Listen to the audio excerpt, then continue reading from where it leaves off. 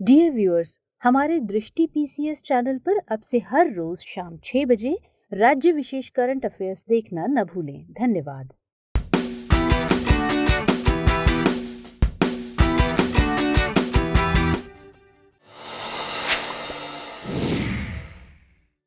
दृष्टि आईएएस के audio article programme में आपका स्वागत है।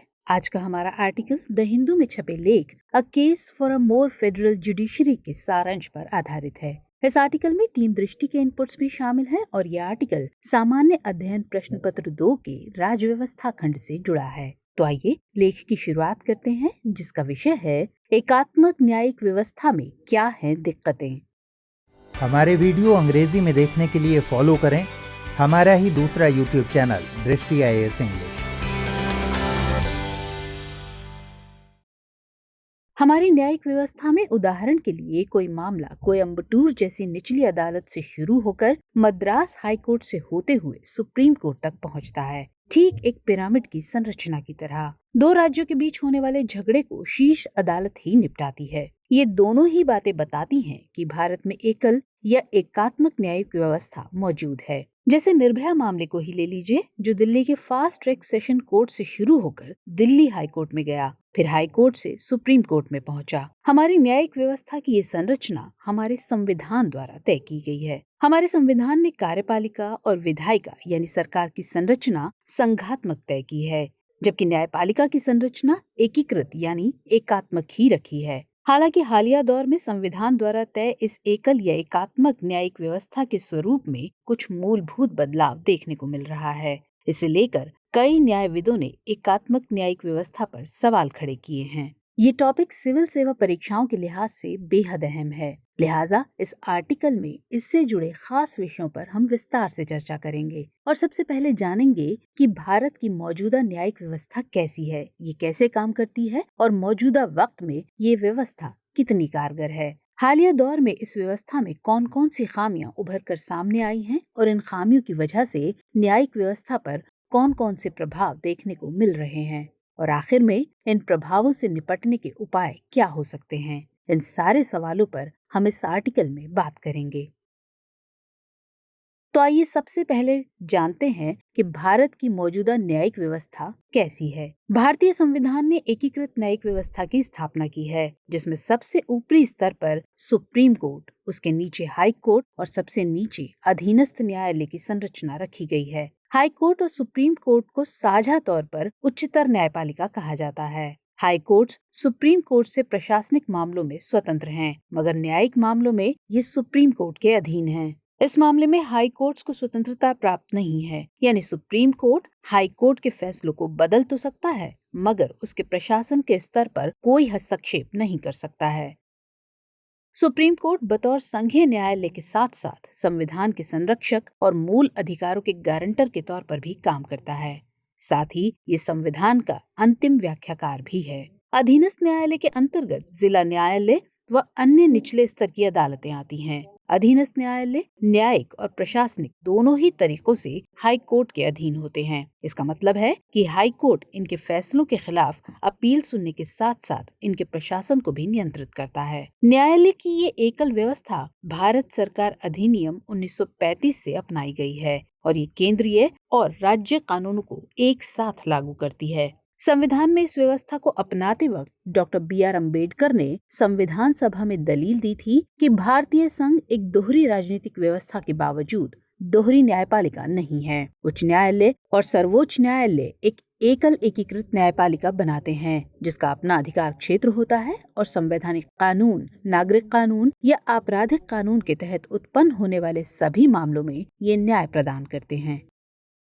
बता दें कि भारतीय संविधान ने हाई कोर्ट के जजों और सुप्रीम कोर्ट के जजों की शक्ति के बीच समानता की बात की है, जिसमें हाई कोर्ट के जज सुप्रीम कोर्ट के जज के अधीन नहीं हैं। इसका एक प्रसिद्ध उदाहरण ये है कि जब बॉम्बे हाई कोर्ट के मुख्य न्यायाधीश न्यायमूर्ति MC छागला और मद्रास हाई कोर्ट के मुख्य न्यायाधीश न्यायमूर्ति PV राजमन्नार को नवगठित सुप्रीम कोर्ट में सीटों की पेशकश की गई, तब उन्होंने इस प्रस्ताव को ठुकरा दिया और एक नवगठित अदालत में सामान्य जजों की तुलना में प्रतिष्ठित उच्च न्यायालयों के मुख्य न्यायाधीश बनना पसंद किया। सैद्धांतिक स्थिति हमेशा से ये रही है कि उच्च न्यायालय के न्यायाधीश और सर्वोच्च न्यायालय के न्यायाधीश समान ही होते हैं। सर्वोच्च न्यायालय ने कई मौकों पर इस स्थिति को दोहराया भी है और बताया है कि सर्वोच्च न्यायालय केवल अपीलीय मामलों में उच्च न्यायालय से ऊपर है। इस तरह दोनों न्यायालयों के बीच लंबे समय तक एक संतुलन कायम रहा। ये संतुलन ठीक वैसा ही रहा जैसा ख्वाब डॉक्टर भीमराव अंबेडकर ने अपने संवैधानिक ढांचे में निहित किया था। इस संतुलन को सबसे अधिक आपातकाल के दौरान देखा जा सकता है, जब सर्वोच्च न्यायालय अपना कर्तव्य निभाने में विफल रहा। उस वक्त उच्च न्यायालय कम संख्या में ही सही स्वतंत्रता के प्रकाश स्तंभ के रूप में सामने आए। ये संतुलन आजादी के बाद से 1990 के दशक तक मौजूद रहा। उसके बाद कुछ खामियों के उभरने की वजह से ये धीरे धीरे सर्वोच्च अदालत के पक्ष में झुकता हुआ दिखाई दे रहा है। अब सवाल है कि आखिर हालिया दौर में इस व्यवस्था में ऐसी कौन सी खामियां उभरी हैं और इन खामियों के पीछे की वजह क्या है। तो बीते सालों में भारतीय न्यायिक ढांचे के ऊपरी हिस्सों में कुछ खास प्रवृत्तियां देखने को मिली हैं। इन प्रवृत्तियों ने न केवल उच्च न्यायालय की स्थिति को खराब किया है, बल्कि न्यायपालिका के संघीय ढांचे में असंतुलन भी पैदा किया है। सबसे पहली प्रवृत्ति की बात करें तो वो है कोलेजियम व्यवस्था का आना। कोलेजियम सर्वोच्च न्यायालय के न्यायाधीशों का एक वर्ग है जिसके पास वर्तमान में उच्च न्यायालयों और सर्वोच्च न्यायालय में न्यायाधीशों और मुख्य न्यायाधीशों को नियुक्त करने की शक्ति है। साथ ही इसके पास न्यायाधीशों और मुख्य न्यायाधीशों को एक उच्च न्यायालय से दूसरे उच्च न्यायालय में स्थानांतरित करने की शक्ति भी है। दूसरी प्रवृत्ति उभरने की पीछे की वजह यह है कि सरकार ने लगातार अदालतों और अधिकरणों के समानांतर न्यायिक प्रणाली स्थापित करने के लिए ऐसे कई कानून पारित किए हैं जो हाई कोर्ट्स को दरकिनार कर सीधे सर्वोच्च न्यायालय में अपील करने का प्रावधान करते हैं। ये हाईकोर्ट की स्थिति और शक्तियों में गिरावट का कारण बन रहे हैं। तीसरी प्रवृत्ति की वजह यह है कि कई बार ऐसा हुआ है कि सुप्रीम कोर्ट ने छोटे और क्षेत्रीय मामलों से संबंधित याचिका को अपनाने में उदारता दिखाई है और इस पर फैसला भी सुनाया है, भले ही इस मामले का कोई संवैधानिक महत्व नहीं रहा हो। हालांकि सुप्रीम कोर्ट के अधिकार क्षेत्र में पूरा देश आता है, लिहाजा इसके फैसलों को पूरे देश में अमल में लाया जाता है।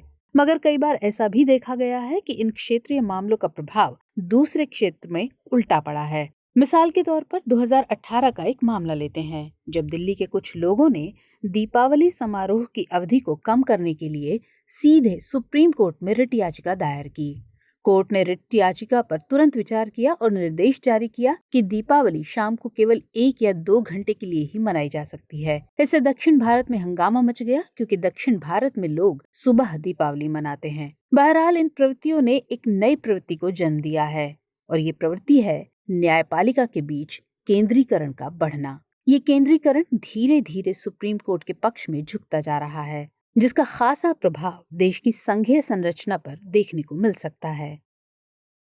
तो चलिए अब इसके प्रभावों पर गौर करते हैं। तो इसका सबसे बड़ा प्रभाव उच्चतर न्यायपालिका पर पड़ेगा। ये अनिवार्य रूप से उच्चतर न्यायपालिका के बीच मौजूद संतुलन को खराब करेगा। आज भारत का सर्वोच्च न्यायालय एक कॉलेजियम की भूमिका निभाते हुए किसी व्यक्ति को उच्च न्यायालय में न्यायाधीश के रूप में नियुक्त करने या उसे किसी अन्य उच्च न्यायालय में ट्रांसफर करने का काम करता है। इसके अलावा ये उच्च न्यायालय के किसी वरिष्ठ न्यायाधीश को मुख्य न्यायाधीश के रूप में या सर्वोच्च न्यायालय के न्यायाधीश के रूप में नियुक्त करने या नियुक्ति में देरी करने की शक्ति का भी प्रभावी ढंग से उपयोग करता है। उच्च न्यायालय के न्यायाधीश और उच्चतम न्यायालय के न्यायाधीश के बीच सत्ता की गतिशीलता में इसका व्यावहारिक प्रभाव कहने या कल्पना करने के लिए बहुत कम बचता है। आने वाले वक्त में ये निश्चित तौर पर हाई कोर्ट और सुप्रीम कोर्ट के हितों के बीच टकराव का कारण बन सकता है।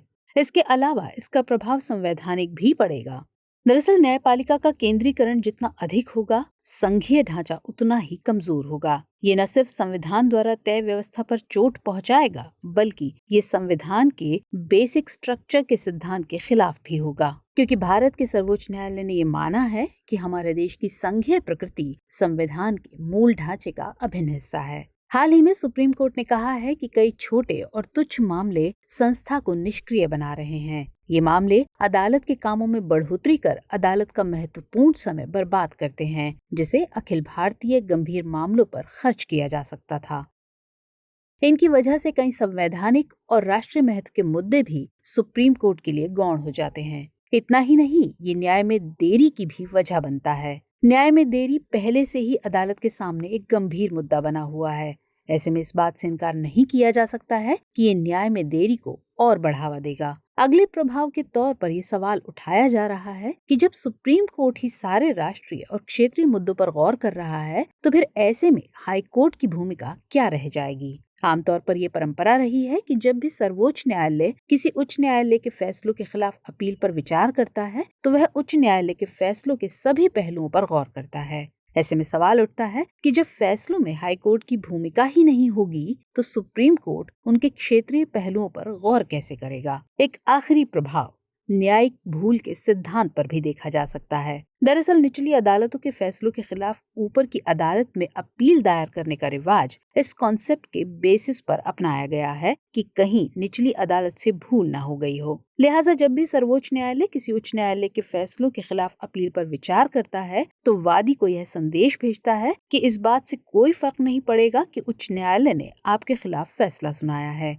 आप अपील के साथ एक और मौका ले सकते हैं। मगर केंद्रीकरण बढ़ने की वजह से इस बात की गुंजाइश समाप्त हो जाएगी कि कहीं निचली अदालत से भूल ना हो गई हो। तो अब सवाल बनता है कि ऐसे में आखिर आगे की राह क्या हो सकती है। तो सबसे पहले तो खुद सुप्रीम कोर्ट को इन गंभीर प्रवृत्तियों पर गौर करना चाहिए। सुप्रीम कोर्ट खुद ही आत्मत्याग के महत्व को पहचानता है, लिहाजा इसे उच्च न्यायालयों को फिर से सशक्त करके संघीय संतुलन बहाल करना चाहिए। ये देश की न्यायिक व्यवस्था के लिए सबसे उपयुक्त साबित होगा। इसके अलावा आने वाले वक्त में ये व्यवस्था फिर से संतुलन न खो दे, इसके लिए समय समय पर सर्वोच्च न्यायालय और उच्च न्यायालय को बैठक कर इसमें समन्वय बनाने की कोशिश करनी चाहिए। सुप्रीम कोर्ट न सिर्फ संविधान का संरक्षक है, बल्कि इसका अंतिम व्याख्याकार भी है। ऐसे में संविधान में निहित भावना को सही तरीके से समझने की अपेक्षा भी सुप्रीम कोर्ट से ही की जा सकती है। अगर हम देखें तो आजादी के वक्त से हमारी लोकतांत्रिक व्यवस्था लगातार अपनी प्रगति की ओर अग्रसर है। ऐसे में जरूरत है कि उच्च न्यायालयों की शक्तियों और अधिकारों को बढ़ाया जाए, ताकतों और अधिकारों का विकेंद्रीकरण किया जाए, जिससे न्यायिक व्यवस्था एकल होते हुए भी भारत की संघीय प्रकृति पर चोट न कर सके। कुल मिलाकर सार ये है कि सुप्रीम कोर्ट और हाई कोर्ट्स के बीच एक नाजुक संतुलन बनाए रखने की जरूरत है। ये न सिर्फ न्यायिक व्यवस्था और उसमें लोगों का विश्वास बनाए रखने के लिए जरूरी है, बल्कि इसलिए भी जरूरी है ताकि B.R. अम्बेडकर द्वारा जिस संवैधानिक ढांचे का ख्वाब देखा गया था वो कायम रहे। आइए अब नोट करते हैं आज का सवाल। भारतीय संवैधानिक व्यवस्था के आलोक में इस बात का मूल्यांकन कीजिए कि एकात्मक न्यायिक व्यवस्था मौजूदा वक्त में कितनी कारगर है।